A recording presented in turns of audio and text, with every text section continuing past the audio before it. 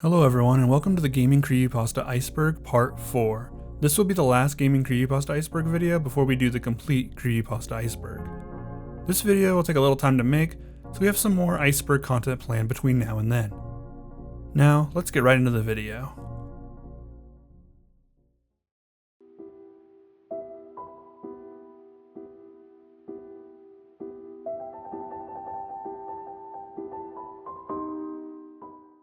Do you remember the Happy Mask salesman from both Ocarina of Time and Majora's Mask? Happiness for Sale is a story that tells of an encounter that a young boy had with the salesman when he first moved to his town. The boy encountered him one day as he was walking through town. He noticed the large sack on his back, the thin frame of the man, and his thinning red hair. The most striking part of his appearance, though, was his almost inhumanly big smile. The man's smile extended from ear to ear, and that creeped the boy out. Even if he was put off by the man's demeanor, he still wanted to know more about him. The man approached him and he was paralyzed with fear. A long moment passed before the man would turn and leave, and as he did, the boy noticed his large sack had masks all along it. The boy spent the night not being able to sleep. All he could think about was his encounter with the man with the masks. Every time he would close his eyes, all he would see was that man's smile. No, he wasn't a man, he was a demon in the skin of a man. The next day, the boy decided he needed to confront the man and find out what he really was. After eating breakfast, he ran to the square where he first encountered the man and found that the empty building in town now had a crowd around it. At the center of the crowd is where he stood, the man with the smile that sent shivers down the boy's spine. The Happy Mask salesman stood next to a sign and spoke of his new shop. The sign next to the demon said, "Happy Mask Shop. Happiness is just a mask away." The boy shuddered but decided his curiosity must be sated. He went into the shop once the majority of the group had gone. Inside, he found the mask salesman giving his mask to two different people, a woman and a child. Both of them had glossy looks in their eyes, but took the mask before walking out of the shop. It was just the Happy Mask salesman and the boy now. He stood and asked him a question, but got no response. The man stood like he was waiting for something else to be said. A few moments later, another child walked into the shop. He walked right up to the Happy Mask salesman and put his hands out like he was waiting for a mask. The man looked down at the boy and then began to glare. There was a moment of fear from the boy before the Happy Mask salesman grabbed him by the throat. He lifted the boy into the air and then opened his mouth. A crackling sound could be heard as his jaws unhinged and his mouth grew wide enough to swallow the boy. The Happy Mask salesman began to put the boy in his mouth. The boy began kicking and screaming, but to no avail. The boy was entirely inside the mask salesman's mouth now. The man brought his hands to his mouth and started to form the flesh of the child. A moment later, he had turned the child into a mask. He pulled the mask from his mouth and outstretched his hand to the boy, who was now cowering in the corner. "Do you want a mask, my boy?" The boy was in tears, but he managed enough strength to run from the building. He ran and didn't stop until he got home. There he sat in his room, crying and rocking back and forth. The boy the next day went out into town and saw that the shop was now closed, like it had never existed in the first place. He then proceeds to warn everyone of this demon and to avoid him if you ever see him. The Happy Mask salesman has been a popular recurring character in a lot of creepypastas. It's easy to see why when you can see how terrifying he can be, especially in Majora's Mask.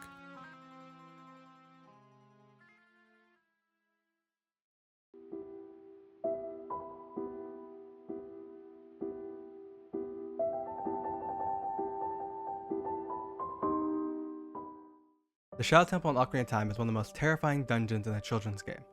Just ask Mark, who one day decided for nostalgia's sake to buy another copy of Ocarina of Time from GameStop. He played it for hours. Waves of nostalgia rushed through him as he got to relive a part of his childhood. From watching Darunia pat me on the head, to easily beating Morpheo.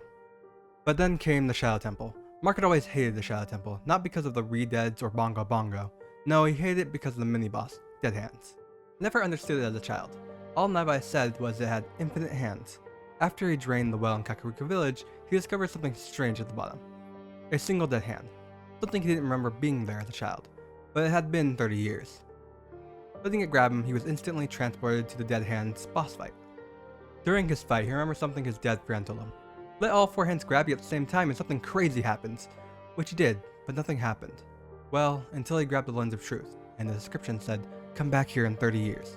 Mark was confused by this. After all, he was already Child Link. How could he go further back? Unless, of course, it meant his old save file. Digging through his old stuff again, he found his old copy at the bottom. Selecting File 1, he respawned at the Temple of Time as Adult Link. Heading into Hyrule Town, he noticed immediately that things were different. There were no redeads, just dead hands. Heading to Kakariko Village, it was much the same. No NPCs, just dead hands. Well, there was one NPC, the Kuko lady who was grabbing her head shouting, "Why? Why did you leave us with him? How could you leave us like this for 30 long years?" Mark made his way over to the well, where just like last time, a single dead hand stood sticking out of it. Letting it grab him, he once again stood in the dead hands boss room. Only this time there were 20 hands, but that wasn't much of a problem, as Mark was an expert Zelda player. Soon enough, dead hands was defeated. Or so he thought, as thousands of hands began to lift up the visible part of him. Mark ran and ran, but he soon realized it was no use, as dead hands would always follow him. Mark decided to stand and fight, but that proved to be a mistake, as Link was torn asunder by hands. Turning off the game, Mark locked it away. Every night after that night, Mark was haunted by dead hands. Some nights his hand pressed against the windows. Soon Mark stopped going out and eventually lost the will to do anything but cry. With each tear, his hands began to grow thinner, whiter, hungrier. It would seem that Mark's fate was to become one of his nightmares, infinite hands.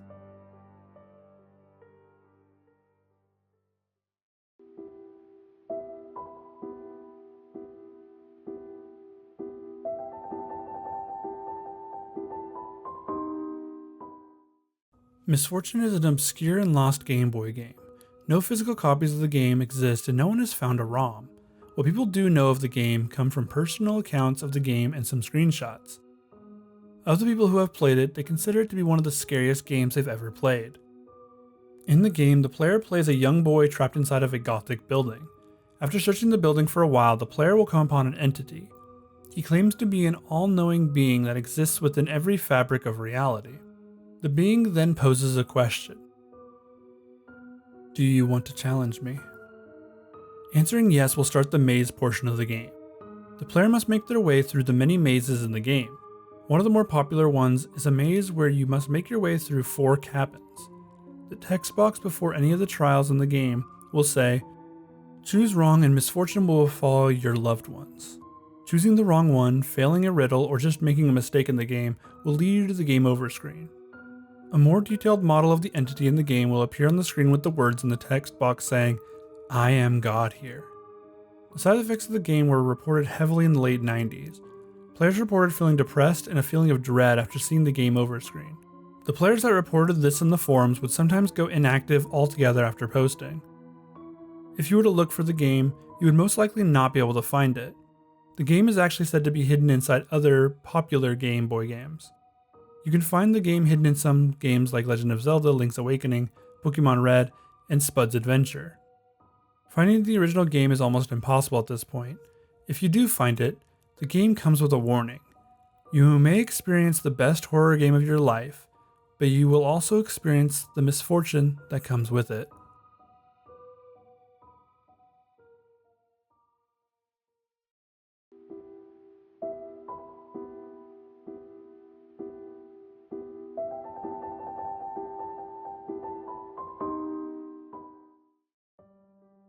The Princess is the story about a strange entity known as the Princess.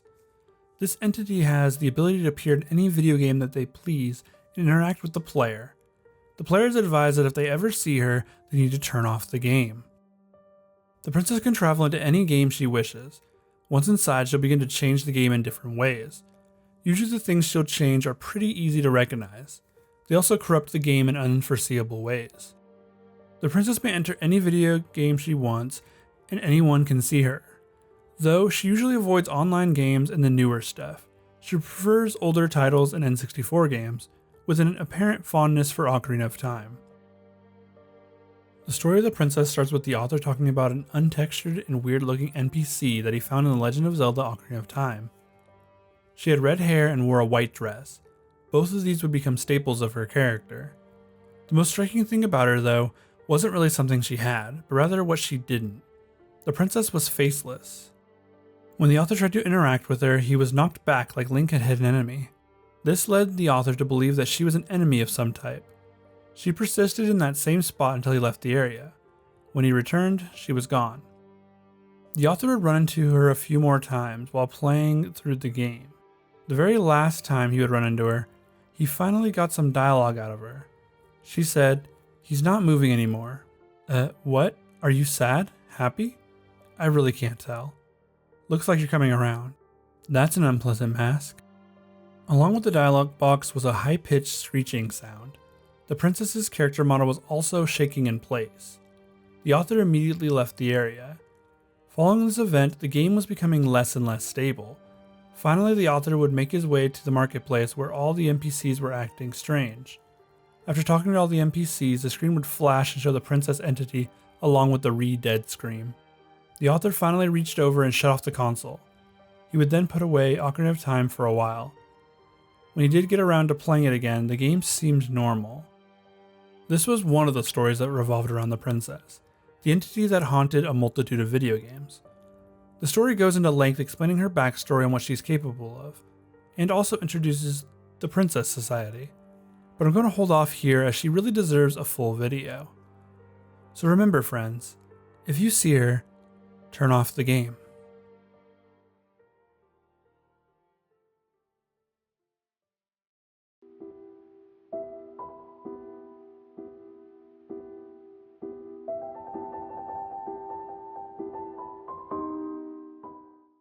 Regrets can be a tricky thing, as they can seemingly bond to anything or anyone with no real reason.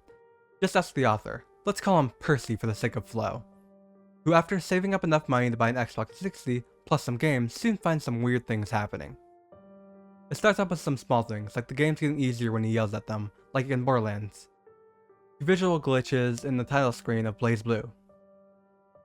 But then, Percy starts to hear voices. Freaked out, he rushes out of the lounge to wash his face, and reasoning with himself that it might just be his flatmate. Returning to the console, he started playing Blaze Blue once more, and while there was still visual glitches, the voice seemed to be gone for now. After a few matches, he once again heard the voice, behind the microphone and headset, in the box. Freaked out, he checked the box, and there lay a headset, which is weird since he had not purchased one, and the Xbox did not come with one. The voice introduced herself as Cass. "What are you doing in my console?" Percy asked Cass. Cass responded that she had been bound to him, and the Xbox was the first means she had of contacting him, as his other consoles had no microphone feature, save for his DS, but the microphone on it was broken. Tired, Percy turned off his console and passed out on his couch. The next morning when he turned on his console, Cass was annoyed. "Why didn't you say goodbye?" she asked. A little creeped out, this time after turning off the console, he told her that he'd be in contact as soon as possible, which would be sooner than he expected. As the following morning, a headset seemed to appear out of nowhere, attached to his DS. Cass had found a way to fix the microphone on it. Freaked out, Percy asked, "Excuse me, but why are you wanting to remain in contact with me so often?"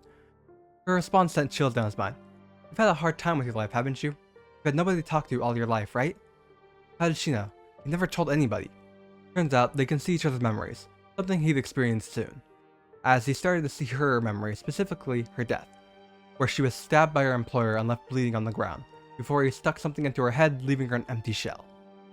The next thing she knows, she's being woken up by his next victim. Shortly after learning this, Percy collapses, then wakes up in what appears to be a hospital ward. Cass is there. It seems that he has gone to where she is, his body doomed to become an empty shell. Stepping into the white door, he embraces Cass as they enter oblivion together, waiting for the next victim. The monitor turns off for a second before the words "console subjects 4, beginning transition of 4th subject to target number 5 appear. Who will be the next to be consoled? Perhaps it will be you.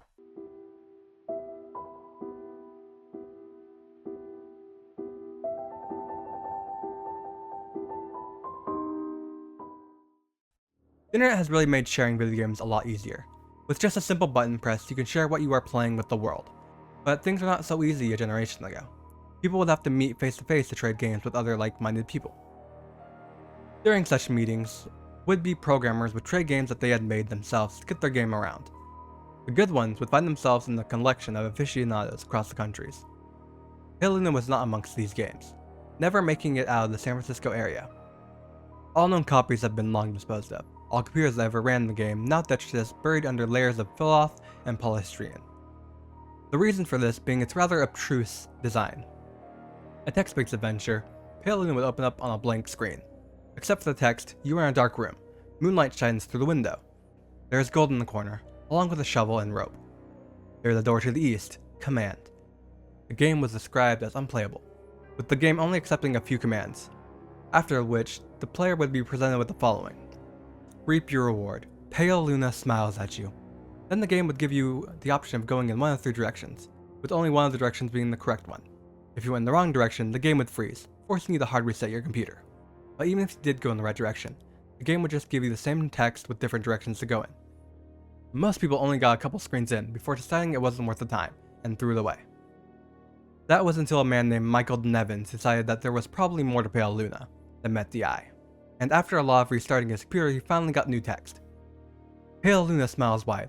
There are no paths. Pale Luna smiles wide. The ground is soft. Pale Luna smiles wide. Here, command. After more trial and error, he got to the final screen, which read, Congratulations, 40.24248-121.4434. Figuring that the numbers were coordinates, Michael armed himself with a map, compass, and a shovel and set out. Coordinates led him to the forest near Lassen Volcanic Park. Excited, Nevins began digging, but what he would find shook him to his core, as he unearthed not treasure but the badly decomposed skull of a blonde-haired girl. Reporting it to authorities, the skull was identified as Karen Pollinson, an 11-year-old who went missing a year and a half prior. They tried to track down the original programmer, but only met dead ends. The rest of Karen's body was never found.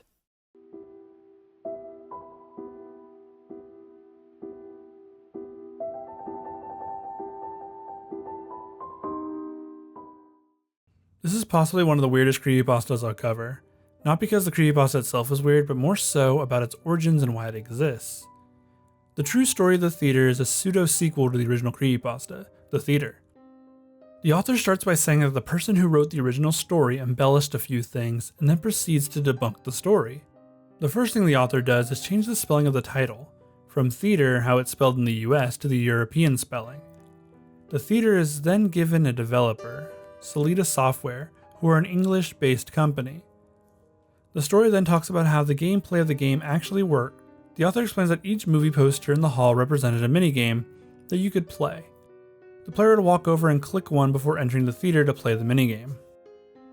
The author then went on to explain how the weird glitches and creepiness players experienced was because they entered the theater without selecting a minigame, and the game didn't know how to react. The glitches were mostly due to the poor optimization of the game. This story would explain away just about every creepy bit in the original. The thing I don't understand is why this exists.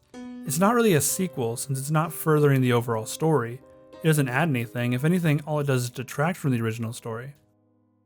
This story seems to exist just to demystify the original, which is the weirdest way of making a sequel. It essentially just wants to ruin what the original had going. So I'm not sure why this exists. It mostly just reads like a fanfiction someone made either to spite the original story or because they thought they could piggyback off of the original. Either way, I wouldn't consider this a sequel. Just read the original. You can skip this one for sure.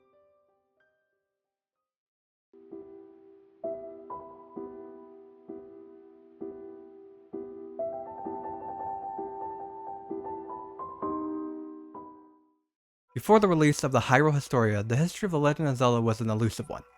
Things like the origin of the world and species that inhabited it were a mystery. Zorrax is a story about one theory of how the world of Ocarina of Time came to be.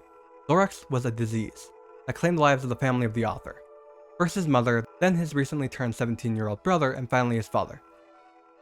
The author was soon rescued by some strange-looking men. Their faces were obscured by large gas masks, fitted with some sort of capsules on either side of their cheeks. Their breathing was slow and monitored. Their voices were nearly impossible to hear over their mechanic wheezing. They were covered from head to toe in black regulation hazmat material with orange text reading Day Crew on their back. But it wasn't just him that was rescued. 14 other children around his age were also saved. The Day Crew escorted them into the back of a truck, where they were taken to a forest. When they arrived, they were subjected to various tests to see why they didn't succumb to the Zorrax illness, as most people after exposure would fall ill in just a few hours. The crew determined that their immunity was linked to a hormone cell, one they didn't have as they were children. Hoping to find a cure for the disease, the Day Crew decided to keep the children there to run experiments to see if they could manufacture a cure from them. The next day, the children were given a vaccine to stop them from going through puberty, though it had a severe side effect. It was never elaborated on at the time that we would never be able to grow up, or have children, but it was unlikely to live beyond the first few hours of infection, never mind the next few years. So our adulthood was seen as a necessary sacrifice. One night, the author overheard the night crew talking and learned that they weren't the only encampment. He heard of people on the west coast near the sea turning pale and having growths coming out of their elbows, hips, and toes. Of expecting women who haven't been exposed to the Zorrax disease being herded into the mountains, to have their children away from it. A few weeks later, the children began complaining about distorted vision. They were seeing trails of light go across the plains. This worried the day crew, but they just told them they were visual hallucinations and they would go away in a few hours. Visual hallucinations only got worse, with some of the children beginning to befriend imaginary creatures. This worried the author, as he began to worry that he would start to lose his sanity. That night, the author again overheard the night crew talking. The food in the mountain had somehow been contaminated, and rumors of the babies being born well over the average weight with their eyes far apart. They weren't expected to live very long. The next day, the day crew was gone, and the other children didn't seem to notice. Depressed, the author sulked around in bed, going in and out of consciousness. He had frequent nightmares. When he woke, he saw a ball of light float around his house, before descending upon his bed. "Hello, Link, wake up! The great Deku Tree has summoned you!"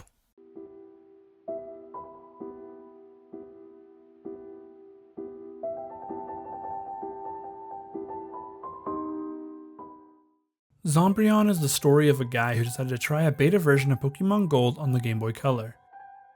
The author had heard from a friend that there were supposed to be 2 more evolutions added to Eevee in Pokemon Gold and Silver, but they were dropped from the game. The author, being unconvinced but very interested, decided to try the game by getting his hands on a beta version of Pokemon Gold. The first few he found didn't really work or were just normal versions of the game. Finally, the author found the beta ROM he was looking for, and booting it up, everything seemed pretty normal. The first thing the author did was try and find ways to evolve Eevee into either of the other forms. The 2 forms were Poison and Ghost type.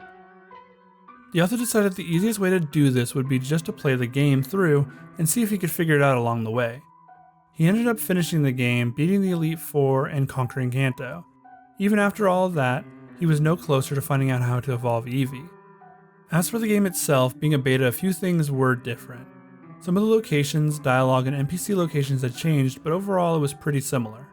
Also, a few Pokemon were missing from the game, including Dunsparce. The author decided he might need some help locating the item required, and so he found someone online who said they could write a code that would give him all the items. After a while, the person he'd met online delivered and gave him the code. The code worked, and now he had access to every item in the game. He found a weird item that he'd been missing. It was called Toxic Stone, which probably was how he would evolve Eevee into the Poison type. After trying, the author got no results. A message would pop up and say it has no effect. The author tried several different methods, but every time he was met with the same message. As a last-ditch effort, he decided to find every NPC and talk to them to see if they would give him any useful information. One NPC finally told him the answer he needed. "Did you know there's a stone that can evolve a Pokemon after it's fainted?" That's what he said, and it was the final piece to the Poison evolution puzzle that the author had been looking for. Once Eevee had fainted from a battle, the author applied the stone. Eevee started to evolve. Finally, after all the author's searching, it was real. His friend had been telling the truth, and there were more evolutions. After the evolution screen ended, a green Eevee missing parts of his body appeared on the screen. It didn't look much different except for the palette swap. The missing ear made it look a little weird though. Eevee had also learned a new move, Zombite. The author decided he would try out his new move and went to find a battle. The first Pokemon the author encountered was a wild Sentret. The battle started and the author decided to try out the new move, Zombite. After using it, the Pokemon was defeated instantly, and then the game asked for him to name the Sentret. The Pokemon was then sent to the author's PC and he was very confused. The game registered him catching the wild Pokemon for some reason. The author decided he needed to try this on a trainer to see what would happen. The author encountered a trainer and immediately used the move on his Pokemon. The Pokemon was defeated immediately and the trainer yelled at the author, "What did you do to my Pokemon?" The battle ended and when the game returned to the world, the trainer was gone. All the trainers in the area were gone, actually. The author then went to a Pokemon Center and checked his PC. All of the Pokemon in there were the same green as Zombreon. After exiting out of the PC, he saw the same trainer that he'd fought before coming here. The man yelled at the author again before a battle started with a different trainer. The trainer used an Arcanine, but the battle ended the exact same as the last one had. Zombreon used Zombite and immediately won the battle. The author flew to Goldenrod City and was met with an empty city. He walked around and tried to enter the buildings, but they were all locked. Finally, he went to the Pokemon Center and was able to go inside. It was empty as well, save for the radio on the counter. A strange message was playing over the radio. "Beware of strange Pokemon. Trainers from the Kanto region have been reporting strange green Pokemon attacking and infecting other Pokemon and trainers. Remain indoors and avoid all contact with strange Pokemon and people. Followed by, I'm so lonely. Following this, a group of angry NPCs would try and fight the author, but Zombreon was too strong. After the battle, Zombreon left its Pokeball and ran free, attacking the Pokemon and their trainers. The Pokemon turned green, but any NPC that was touched would simply disappear. The author went back to the PC to get another flying Pokemon, but wasn't able to pull one out. The only option available to him was to release all of the Zomb Pokemon. Doing so would destroy the Pokemon world. The city was on fire outside and most of the buildings were now boarded up. The author returned to the player's hometown to be met by a professor at the lab. He had developed a cure and started a battle with the player. The new ability, known as Cure, was easily working against the author's team. The fight nearly ended as Zombreon came out as the last Pokemon. Cure was used, but Zombreon used Struggle and both Pokemon were defeated. The professor left immediately after the battle and a loud bang could be heard from outside of the building. The author returned to his home and found his mom was inside, and clicked on her, and the only thing that the game said was, "It's Mom, she's not moving."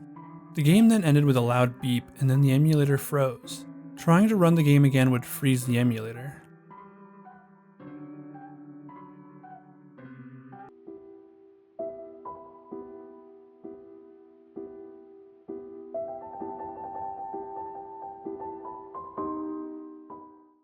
Cursed copies of video games are a rather popular idea amongst creepypastas. Lost Silver is one such creepypasta. Around the time that Soul Silver came out, the author was feeling nostalgic for the original game, so he bought a copy from GameStop. When he booted it up, the Game Freak logo was glitched, and he was immediately loaded into the game's previous file, which he noted as weird as he was expecting the cart to be wiped. The file had 999.99 hours put into it, with all 16 badges, 999,909 Pokemon dollars, and all 251 Pokemon, including Mewtwo and Celebi. The author figured he probably used a Game Shark to get them. Deciding to check his Pokemon, he was surprised to find 5 unknowns that spelled out Leave, and a Cyndaquil named Hurry, that only knew Leer and Flash. Closing the menu, he found himself in a room at Bellsprout Tower. Walking around for a few minutes, he couldn't seem to find his way out. Eventually, he managed to find a ladder. Going up the ladder, he found himself in a pitch black room. Remembering that his Cyndaquil had flashed, he used it to light up the room, which he immediately regretted, as the room was a chilling red, with a linear gray path heading south. Heading in that direction, the room got progressively darker. Hitting the end of the path, he found a sign that said, "Turn back now." The option yes or no popped up on the screen. Not knowing what to do, the author hit yes. The text "Hurry has fainted" appeared on the screen, and his Cyndaquil was replaced with another unknown. They now spelled out, "He died." Closing his Pokemon status menu, the pitch black room was now revealed to him. It was a small room, only being 4 gray squares. Checking his trainer profile, Gold was now missing his arms. The expression was more sad than smug now. He also appeared to have 24 badges. After a few minutes, the rope escape sound played once again, and he was transported once again, this time to Sprout Tower. The sprite of Gold had also once more changed. He was now missing his legs, and his skin was pure white. Pokemon consisted of 5 level 15 unknowns that spelled out Dying, and a Celebi that only knew one move called Perish Song. Heading north, he passed some generic NPCs that he was unable to talk to. They were also pure white, just like him. Eventually, he found a transparent red. Approaching him, he was pulled into a Pokemon battle. Gold's back sprite matched his front sprite, with the bloody eyes and white skin and missing arms. Red's sprite was basically the same as the original game, the only difference being he was transparent now, and appeared to be crying. Both of them only had one Pokemon. The author's unknown seemed to have disappeared. When the battle began, he was only given the option to attack. With only one move available to him, he used Perish Song, which gave them 3 turns before both Pokemon fainted. But weirdly enough, after 3 turns, only Celebi fainted, though the battle didn't count as a loss.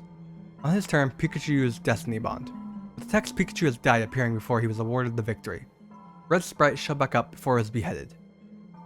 Back on the overworld map, Gold's sprite had yet again changed, taking the same transparency that Red had.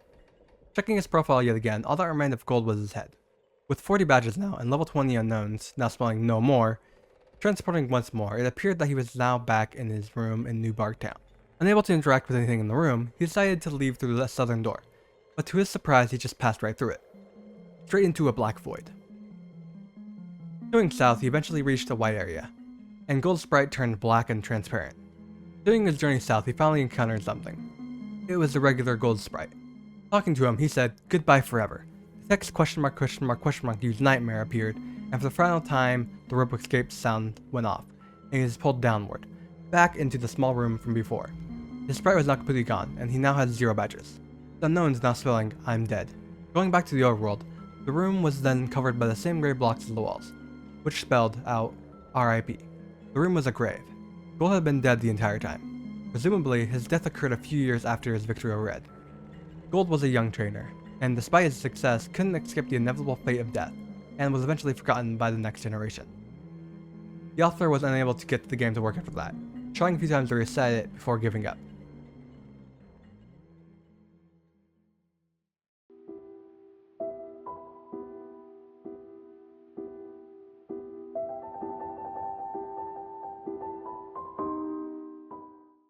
A man sends a letter to his friend Nick. Nick had to move away, but before he did, Nick let him download his entire game library from his computer. The games were all pirated and needed to be cracked before they could be played. Most of the games could be cracked pretty simply, but a few couldn't be broken so easily. After the author searched the internet for a solution for a while, he stumbled across a Japanese program. The program was titled Shikami no Tengen. The program was perfect for cracking the games and making them playable. The program worked incredibly well, but came with a weird warning. It read, "Files will be unknown format. Rename.iso and mount external. Do not try to run." The author followed this warning, which made the games work fine.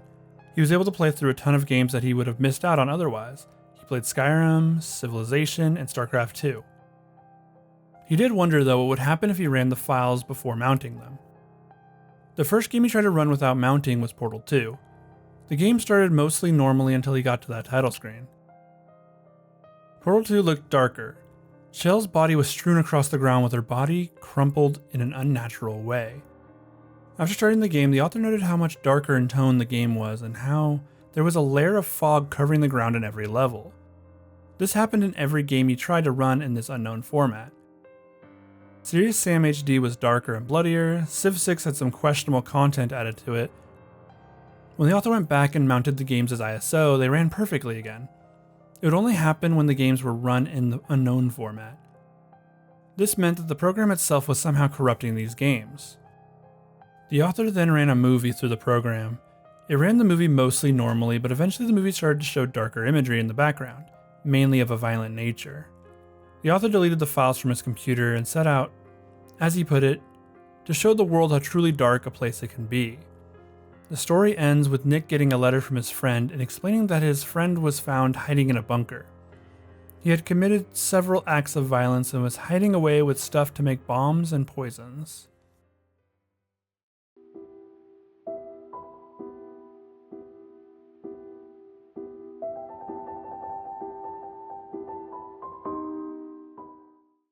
Glitches in video games go together like peanut butter and jelly, and they can range from the absurd to downright creepy. The cathedral is one such glitch, found in Kingdom Hearts. The glitch works something like this. At the beginning of the game, when you are in Sora's dream on the stained glass floor, if you die in the center of Snow White's apple, instead of simply restarting before the battle, you'll be transported to another cathedral. But instead of the happy music that is generally there, all you will hear is static. The stained glass floors will have also changed. The Snow White one that you start on features a dead Snow White with blood leaking out of her eyes, ears, and mouth. The evil queen is depicted with her bloody heart in her hands. The rest of the floors appear to have also changed into warped versions of the original stories, with visuals such as Beast-eating Belle, Cinderella being sold into slavery, and the decomposing body of Sleeping Beauty. When you get to actually fighting Heartless, they have changed as well, now standing taller than Sora, featuring claws and have yellow eyes with red irises. They can only be defeated if the player chose the sword. For this reason, not many people have gotten past this point of the glitch, with most of them having reset the game to play the actual game. But for the dedicated few who sought to see it through to the end, they were greeted with a fight against the giant Sora Heartless. He too has changed. The heart-shaped hole in his chest is now gone, and his eyes are now red. I called it a fight, but honestly it's anything but. As soon as the battle starts, he immediately grabs you and the black tendrils begin to enter Sora's face, before the screen goes black, and all you can hear is Sora's screams and weird whisperings with the words "Game Over" flashing on the screen. Players who restarted the game at this point were only greeted with a black screen of whispering. They also have reported hearing whispers when they were alone, along with seeing red eyes in the darkness. The developers of the game have denied the existence of this glitch, writing off as people with deranged sense of humor making things up. However, there was one designer who only helped in the beginning of the game, who did not appear in the credits of the final game. His name was Akane Toyotami.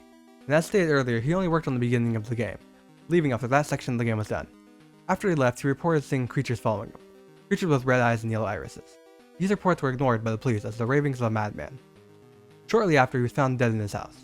His body looked like it had been cut with sharp nails. His neighbor reported hearing him the night before, screaming about eyes and whispering.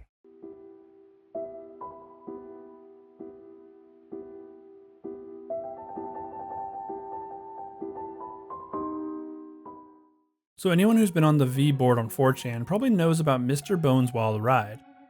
For those who don't, it was a ride someone made for Roller Coaster Tycoon. It was one of those really slow motor car rides but with a twist. It had 30,696 feet of track and a ride time of 70 real-time minutes, around 4 years in game time. In addition, there were these props of a skeleton holding out his top hat scattered around here and there, as if to mock the customers. Needless to say, there were a lot of passengers screaming, "I want to get off Mr. Bones' Wild Ride." Now here's where things get really good. Once the ride came to a stop, the passengers found themselves on a long path that took about 2 hours to traverse. Once they reached the end, they found themselves facing a sign that read, "Mr. Bones says, the ride never ends." The path led straight back to the entrance of Mr. Bones' Wild Ride. There was nowhere else to go. In other words, they were screwed. Needless to say, this gained a lot of popularity on V, and people started making their own Mr. Bones' Wild Ride. I was one of them and made a version with the ghost train ride. You know, the one that's usually a huge death trap? It didn't last as long as the original, but it did have a twist. Near the end, it launched the cars into a small shed with a sign on the side that said, "Enjoy your stay." I killed about 20 people with that ride and couldn't stop laughing as each of them went one by one to their graves. Fast forward a few weeks and I was in Busch Gardens on vacation. I was wandering around trying to decide what to ride. That's when I noticed a ride that hadn't been there the last time I visited. It was weird because it had never been advertised and there was nothing on the map about it. I figured, what the hell, and got in line. Surprisingly, the line wasn't very long. I only waited about 10 minutes to get on. It was one of those motor car rides, which is kind of weird because they already had one elsewhere in the park. Why would they open up a second one? After buckling in, I looked up ahead and froze. There was a giant skeleton up ahead tipping a hat to me with a sign over his head that said, "Mr. Bones' Wild Ride." "No," I whispered. I struggled with my restraints, but they wouldn't come off. I begged the employee controlling the ride to help and that I had changed my mind, but he ignored me. My car started moving and I screamed in terror. Up ahead, the track stretched on for what seemed like forever. I want to get off Mr. Bones' Wild Ride.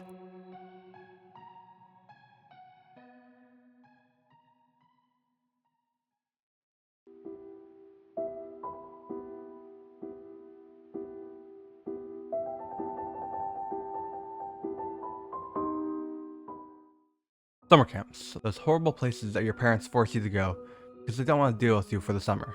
Usually these camps just consist of stupid campfire games and getting bitten by bugs. What if the camp you got sent to ended up being a hellhole? The terrible secret of Animal Crossing is a tale of one such occurrence.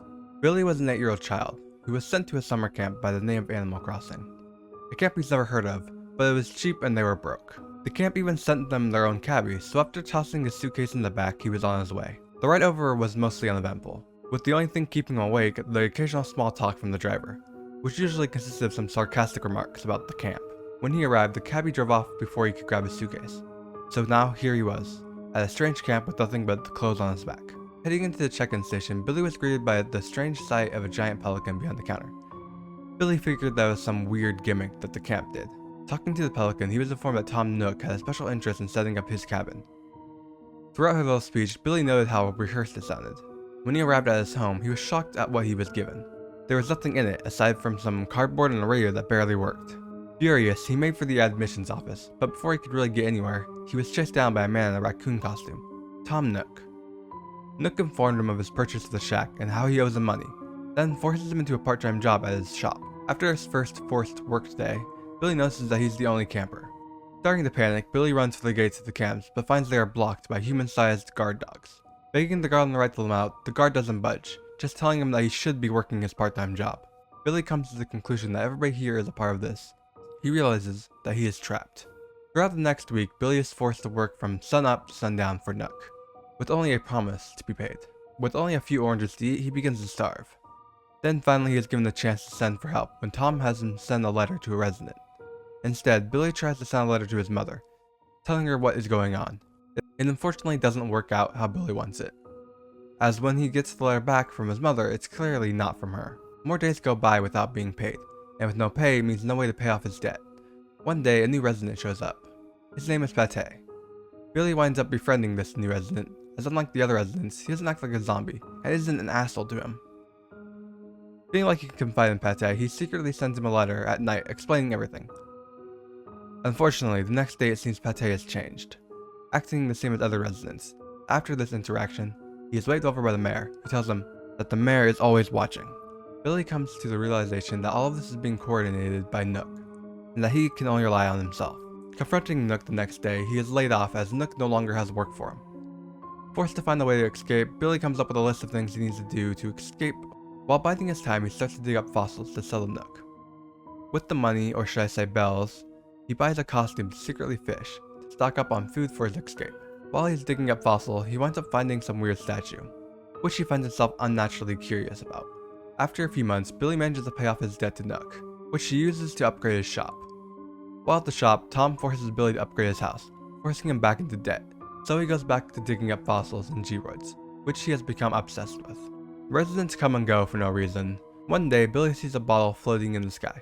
Following it, he finds a letter in the bottle from another trapped resident by the name of Penny.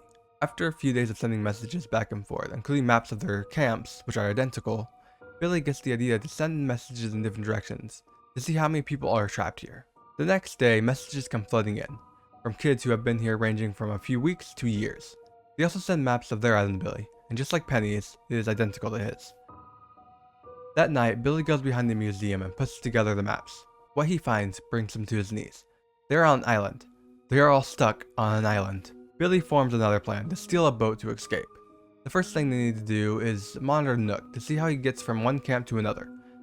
So Billy stakes out Nook's store to wait for him. Hours go by and nothing happens. Nook never comes out of his store. At around 3 AM, sirens start to blare and the villagers start to file out of their houses. Billy tries to find out what was going on, but the villagers would only tell him to go back to bed. The next morning, he gets another letter from Penny.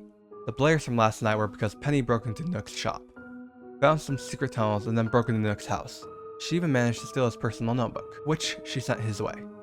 Returning to his house, he sits down and reads it. The island was originally meant to be a getaway island for rich people, a joint business venture between Nook and KK Slider. Halfway through construction, they started to find the Geoid statues, and they began to infect the workers. The workers began fighting with each other over them. KK Slider tried to convince Nook that they should abandon this venture, but Nook didn't listen. He was being consumed by the Geoids. He even winds up locking KK Slider up. Eventually, the journal entries start to get rambly and illegible. Then 7 years later, they are legible again, but there's something off about them. They talk about needing more, and about young ones crossing faster. Everything clicks for Billy. Nook didn't start as a raccoon, he was turned into one by the Geoids. It takes time to turn them into animals though, and that's what the pointless activities are for. They're meant to distract them, until they turn. Before he really has time to process this, the animals break down his door, drag him out of his house, and proceed to beat him. The next morning he wakes up bandaged, bruised, and missing an eye. Over the next week he tries to get in contact with Penny, or any other kids, but gets nothing, until a balloon floats by. Shooting it down, he receives his final letter from Billy. I've been a bad girl. You probably think I'm innocent, but I'm not, and I will tell you why. I screamed for 3 days and they took my tongue. I threw balls to the sea and they took my arm. But worst of all, I stole what was not mine and lied about it. So you see, I'm not innocent. I hope you will make better choices, Billy. I sent you my final gift. I don't need it anymore. Inside the box, he found a key. Nook's key. Heading to Nook's shop, which was suspiciously locked during the day. Entering the shop, he quickly found a secret passage. Armed with a lantern and an axe, he made his way through the tunnel. Not too far into the passage, he came across Nook. Enraged, he demanded to know where Penny was before charging Nook with the axe, who just let it happen. The axe took a chunk out of his leg, causing him to topple over. Then Tom explained everything to Billy. It turns out Tom was Penny the entire time. Well, kinda. See, Penny is Tom's wife, who had terminal illness, who when she crossed over never recovered from the insanity it caused. She's been controlling the island through fear, and kidnapping children to transform into animals, to harvest to keep herself alive. After telling Billy all of this, Tom kills himself. With the realization that it was Tom that was really his only friend, Billy resolved himself to kill Penny. Arriving at Penny's mansion, he finds the back door unlocked. Heading into the house, he makes his way to Penny's room. The door creaks as he enters, and Penny mistakes him for Tom. "Tom, dear, is that you? Did you bring the boy I told you to fetch? Did you have to hurt him?" Turning towards him, he was met with a face that appears to be falling apart, and eyes so malicious he almost fainted. He also notes that one of her eyes is his. Before he can kill her, he's apprehended by some dog guards, and brought before a crowd. The other children appear to be there as well. Penny demands to know which of the children stole her belongings. Billy tries to take the blame for it, but she doesn't believe him, and then she has the dogs take one of the children up to her room for her. The dogs reluctantly do so. There's some screaming, then silence. Penny comes to the balcony with Harold's arm waving around. "Look! Harold's waving goodbye to you all!" She once more demands to know who stole it. Billy doesn't get a chance to say anything before another child steps forward and takes the blame. His name is Philip. He is escorted into the house by the dogs. Managing to break free from the guards, he follows after Philip. Turning the corner, Billy is greeted by the scene of Penny hovering over the bloody body of Philip. But it appears he didn't go quietly, as Penny has a gash in her side that is oozing crimson. Too distracted to notice the guard behind him, Billy is knocked to the ground, with Tom's key coming out. Upon seeing the key, Penny demands to know how he got it. Dragging him into the house, she slams him against the wall, demanding one thing: "Where is Tom? Why isn't he here?" Billy once again tells her that Tom is dead, but this time goes a step further, explaining why. He killed himself because he couldn't stand the thought of having to live one more minute with a hideous fail of nature like you. He'd rather be dead than to have to wake up every morning next to a monster. After a vicious fight, Billy finally kills Penny. Afterward, a helicopter shows up and saves the children. The story ends with a 30-year-old Billy explaining that he was immune to whatever caused the turning, and that his blood was used to develop a cure to help the other infected children. There's also a much darker alternate ending, but we'll save that for another time.